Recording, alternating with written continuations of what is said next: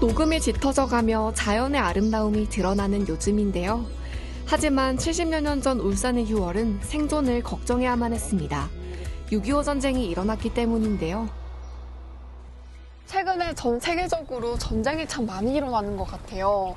중동 전쟁부터 또 러시아와 우크라이나 전쟁까지 이렇게 TV로 보니까 좀 무섭더라고요. TV로만 봐도 전쟁이라는 게 굉장히 무섭죠. 네. 근데 우리나라 이곳에도 불과 70년 전에는 엄청난 전쟁이라는 거 알죠? 알죠. 지금이 6월달이잖아. 6월달은 호국 보훈의 달, 6.25 이런 거 있잖아요. 6.25 전쟁은 정말 씻을 수 없는 상처이고 또 울산 주민들한테도 큰 피해를 입혔다 하더라고요. 그렇죠. 우리나라 사람들 거의 절반 이상이 6.25 때 피해를 당했거든요.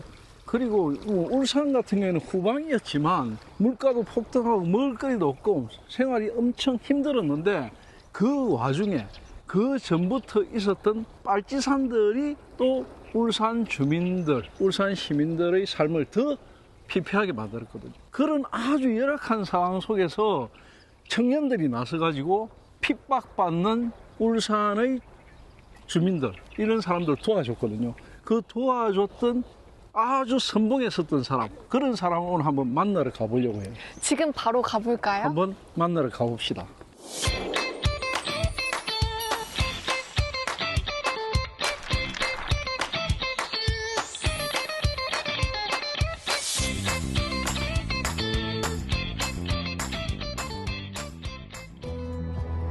(1945년) 해방 이후 우리나라는 새로운 국가를 세우는 과정에서 거대한 변화를 겪었는데요. 그러나 기쁨도 잠시, 사람들은 혼란의 시간을 맞이했습니다. 6.25 전쟁 당시에 울산은 좀 어땠어요? 1947년, 48년 정부 수립을 하고 이 무렵부터 좌우 이념의 대립이 극단적으로 펼쳐졌거든. 사회가 굉장히 혼란스러웠어요. 그때 당시에 가장 눈에 띄는 활동을 했던 게 바로 보도연맹이라는 게 있어요. 보도연맹은 뭐냐면 인민들을 보호하고 인도한다는 명목 아래 사상 검증을 하던 단체죠. 체제에 반하거나 이런 사람들을 집단적으로 잡아가지고 가두고 이런 역할을 많이 했거든요. 울산 같은 경우에도 역사적으로 쭉 묻혀 있다가 한참 지난 다음에 407명의 희생자가 있었다. 웅총 대곡 쪽에서 발굴도 하고 그랬어요. 사실은 407명 이상으로 굉장히 많은 어떤 사상 대립의 희생자들이 있었다. 그 정도로 좀 혼란스러웠다. 6.25가 딱 터지니까 이런 부분들이 더욱더 혼란스러워졌거든요. 6.25 전쟁이라는 거, 한국 전쟁은 우리나라 전체 국민의 한 60%가 어떻게든지 직접 간접적으로 희생을 당했거든요. 피난민들이 갑자기 한 15,000명씩 확 들어오면은 이 지역에 살던 사람들의 삶이 피폐해져 버리잖아. 네. 아무 뿌리도 없는 곳에 이곳에 와가지고 자기들의 삶을 살아야 되니까 집도 절도 없잖아. 그러면 한 가구가 살던 집이 두 가구, 세 가구가 같이 살아야 되고, 그래서 힘들어지죠. 먹는 것부터 모든 것이. 그러니까 물가도 폭등하는 것이고, 특히 우리가 잘 알고 있는 것처럼 울산은 후방기지였거든. 후방기지로서 하는 역할은 대부분 전쟁에 나가는 사람들의 군수물자 이런 것을 도와주는 역할이거든요. 그러니까 학교도 전부 다 병원으로 징발되고 사람들도 다 그런 쪽으로 징발되다 보니까 삶도 힘들고 물가도 뛰고 먹을 것도 없고, 그리고 사상적으로 또 투쟁을 하고 이러니까 휴전될 때까지 한 6, 7년 동안 울산 사람들은 그야말로 굉장히 힘든 시간을 보냈다, 이렇게 보면 됩니다. 가족이 흩어지고 평범한 일상이 무너지는 것도 전쟁이 남긴 상처인데요. 울산은 총성과 포성이 없었을 뿐 불안한 하루하루를 견뎌야 했습니다. 울산은 보도연맹 사건뿐만 아니라 빨치산의 활동도 많았다 하더라고요. 빨치산은 그야말로 울산이 해방되고 난 이후부터 한국전쟁이 일어나고 나서까지 한참 동안 제일 많이 울산 사람들을 괴롭혔던 것. 근데 혹시 빨치산이 뭔지 알아요? 잘은 몰라요. 잘 모르죠? 네. 사실은 빨치산 하면 흔히 빨갱이, 나쁜 거 이렇게만 생각하는데 처음에 우리나라에서 빨치산이라는 용어가 쓰여졌던 거는 파르티잔이라는 러시아에서 갖고 왔는데, 이 파르티잔은 사실은 독립운동 하던 그런 것들, 예를 들어 스페인 내전이라든지 여러 유럽에서 다양한 활동을 하던 그 무장 세력들, 자신의 나라를 독립시키고 어떻게 그렇게 해보려고 했던 그런 세력들이거든요. 이런 의미로, 좋은 의미로 쓰다가 이게 이제 어떻게 변질되느냐 하면 1947년, 48년 이 무렵에 제주도에서 일어난 4.3 사건, 그리고 여수 쪽에서 일어난 여순 사건, 좌익들이 이제 활동하다가 우리 민간하고 충돌해서 일어난 여러 가지 분쟁들 속에서 군이 무장을 한 상태에서 학살을 했다. 그것이 이제 빨치산 이야기로 번질되면서 우리 이미지 속에는 빨치산 하면 무조건 나쁜 것이 되어버렸죠. 빨치산은 지리산을 중심으로 활동했는데요. 그 다음으로 활동하기 좋았던 곳이 울산이었습니다. 그래서 울산은 6.25 전쟁을 전후로 빨치산 활동이 활발했습니다. 울산에는 빨치산과 어떤 연관이 있을까요? 그렇죠. 울산에는 쫙 펼쳐져 있는 이 영남 알프스가 너무나 사람들이 은신하기 좋은 곳이잖아요. 그렇죠. 그러니까 이 산을 무대로 해서 빨치산들이 활동하기가 좋았던 거예요. 그 세력들이 주로 활동했던 게 여기까지 왔고, 그게 플러스 이곳에서 체제에 반하거나 아니면 탄압을 받거나 이런 사람들은 어디로 갈까? 산으로 가요. 산에 빨치산도 있고 그러니까 그 사람들과 연결돼 가지고 기존의 지주 세력이라든지 기득권 세력들, 자기를 탄압했던 사람들, 그런 사람들을 때려잡는데 효과적인 단체 속으로 들어간 거죠. 되게 다양한 이유로 빨치산이 됐네요. 그렇죠. 그러니까 해방 이후의 혼란기 속에서 빨치산이 형성이 되었고 1948년, 49년에는 굉장히 큰 세력이 돼가지고 5개 조직이 형성됐어요. 6.25가 터지고 나서는 바로 어떤 일이 있었냐면 김일성이 정예 멤버를 함흥에서 배를 타고 보내가지고 부산을 점령하라. 이름까지 남도부라는 이름을 줬어요. 그 남도부가 중심이 되어가지고 이 울산 지역에서 빨치산이 맹활약을 했죠. 그런데 이 빨치산들의 맹활약 이것 때문에 가장 고통을 받았던 사람이 누구냐? 바로 언양 상북 이 일대에 있는 울산 사람들이었죠. 그리고 빨치산들 중에는 이쪽에서 이제 머섬으로 살던 사람, 뭐 밑에서 일하던 사람, 이런 사람들이 막 올라가가지고 자기 주인이었던 사람, 자기를 괴롭혔던 사람, 밤에 마구 공격을 하는 거죠. 그 대표적인 게 한 사람이 있어요. 기록에 남아있는 사람인데 신석구라는 사람이 있어요. 이 사람은 언양에 내려가고 자기하고 같이 지냈던 사람들, 면장, 이장 이런 사람 있잖아. 그런 사람들을 찾아가가지고 보복하는 거예요. 찔러 죽이고. 그러니까 엄청나게 모진 짓을 많이 했어요. 그 정도로 울산에는 빨치산들의 활동이 굉장히 활발했던 곳이 울산입니다. 빨치산의 활동으로 고통받는 울산 사람들을 위해 발벗고 나선 이가 있었는데요. 혼란했던 시대의 공동체를 위해 헌신했던 박영찬 선생입니다. 박영찬 선생님은 어떤 분이세요?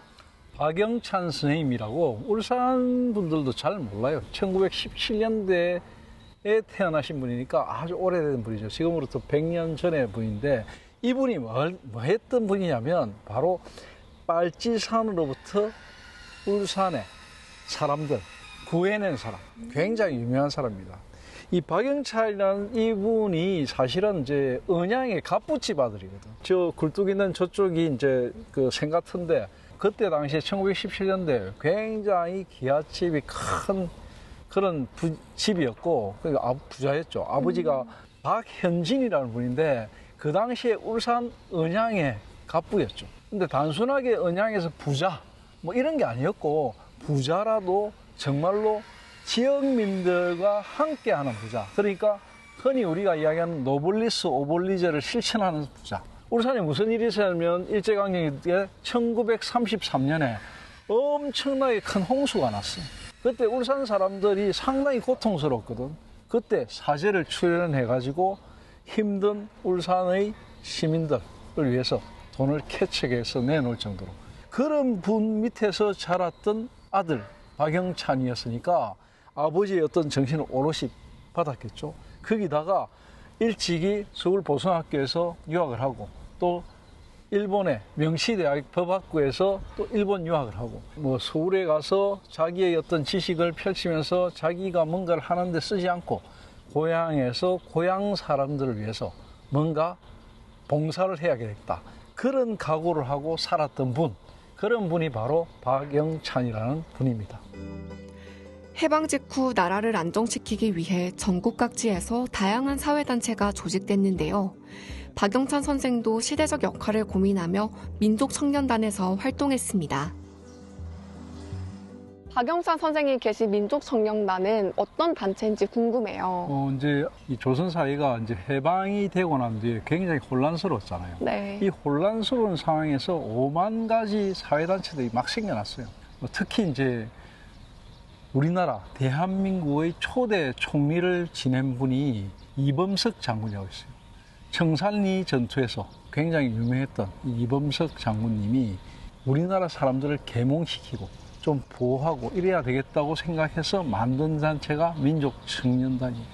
그때 울산에 민족청년단 울산구락부, 울산군단 이런 것들이 생겨났는데 그때 뭐 방어진, 서생, 범서, 언양 이렇게 한 4개 정도로 큰 조직들이 생겨났고 전체 규모가 2,000여 명이 넘는 조직들이 생겨나가지고 사회에 나쁜 짓을 하는 빨치살이라든지 이런 것들을 척결하는 그런 조직적인 활동을 했죠. 이것이 이제 빨치산의 활동이 극악무도해지고 또 한국 전쟁이 피폐한 상황으로 이르면서 시민들을 보호하는 단체로 역할을 했던 거죠.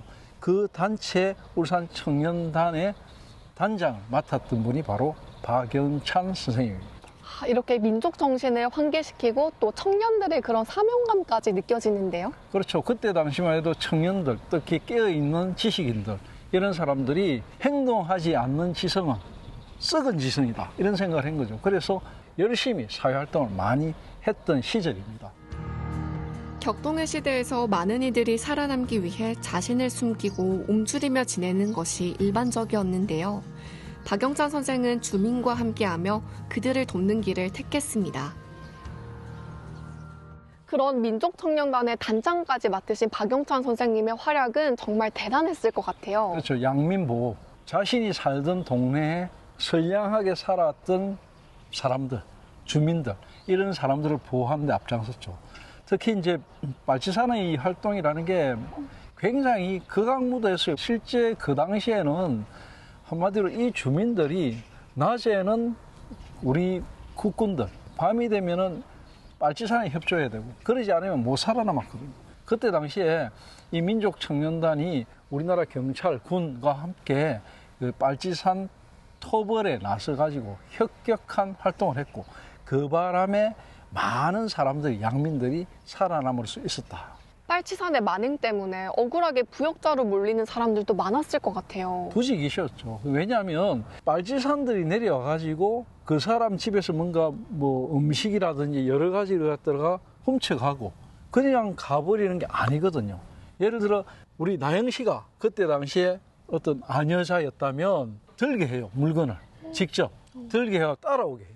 그러면 이 물건을 든 나영 씨는 뭐가 될까? 그 사람들에게 협조한 사람이에요. 만약에 그걸 거절하면은 죽이는 거지. 협조를 일단 하게 되면 뭐가 될까? 빨치산을 도와준 사람으로 낙인이 찍히는 거예요. 바로 그렇게 억울한 사람들, 이 억울한 사람들을 자기가 알고 있는 법적인 어떤 지식들 이런 거를 바탕으로 해가지고 이 사람은 부역자가 아니다. 이런 걸 경찰들이나 이런 쪽에 설득을 하고 그래가지고 양민들을 보호하는 데 앞장섰던 사람이 바로 박영찬 선생님입니다. 주민들을 지키기 위해 노력했던 박영찬 선생의 선택과 헌신이 지금의 일상을 만들었는데요. 그들의 이야기를 기억하는 것 또한 후국보운일 겁니다.